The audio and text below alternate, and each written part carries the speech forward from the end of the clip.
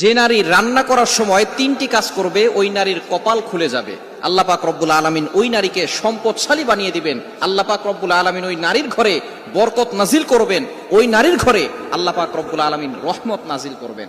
অনেক মা বোনেরা এখন কিন্তু সংসারের ভিতরে সুখ চান, শান্তি চান, ঘরের ভিতরে রহমত চান, বরকত চান। বিশেষ করে যে সমস্ত নারীরা সংসারে বরকত চান তারা কিন্তু অবশ্যই এই তিনটি কাজ করবেন। দেখবেন আপনার ঘরের ভিতরে শান্তি আসবে এবং আপনার রান্না সুস্বাদু হবে এবং আপনার রান্না যারা খাবে তারাই আপনার প্রশংসা করবে। আমরা অনেকেই কিন্তু নিজের প্রশংসা শুনতে চাই এবং অনেকেই আমরা ঘরের ভিতরে বরকত চাই, রহমত চাই। এজন্য আমরা এই তিনটি কাজ করব। নাম্বার ওয়ান, এক নাম্বার হচ্ছে আপনি যখনই রান্নাঘরে প্রবেশ করবেন তখন আপনি সালাম দিবেন। মনে রাখবেন রান্নাঘরে কিন্তু চুলা আছে। এই চুলা, গ্যাসের চুলা বলেন আর যে চুলাই বলেন, এই চুলা থাকার কারণে যখন আপনি রাতের বেলা সেখানে থাকেন না, এখানে কিন্তু জিন জাতি থাকার সম্ভাবনা আছে।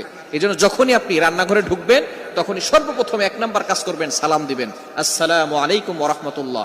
কেউ থাকুক আর না থাকুক, ঘরে যখনই প্রবেশ করবেন, যদি ঘরে কেউ নাও থাকে তারপরে সালাম দিবেন, কারণ ঘরের ভিতরে অনেক সময় শয়তান থাকে। আপনার সালাম দেওয়ার কারণে সেই শয়তান সেখান থেকে বের হয়ে যাবে। শয়তান আপনার ঘরের ভিতরে আর বসবাস করতে পারবে না, সেখান থেকে শয়তান বের হয়ে যাবে। আল্লাহ পাক রব্বুল আলামিন নিজে বলে দিয়েছেন, কোরআন খুলেন, আল্লাহ পাক রব্বুল আলামিন বলছেন 18 নম্বর পারা 17 নম্বর পৃষ্ঠার 13, 14, 15 নম্বর লাইন, সূরাতুন নূরের 61, 61 নম্বর আয়াতে রব্বুল আলামিন বলেন, ফাইদা দাখালতুম বুয়ুতান ফাসাল্লিমু আলা আনফুসিকুম তাহিয়াতাম মিন ইনদিল্লাহি মুবারাকাতান তাইয়্যিবা।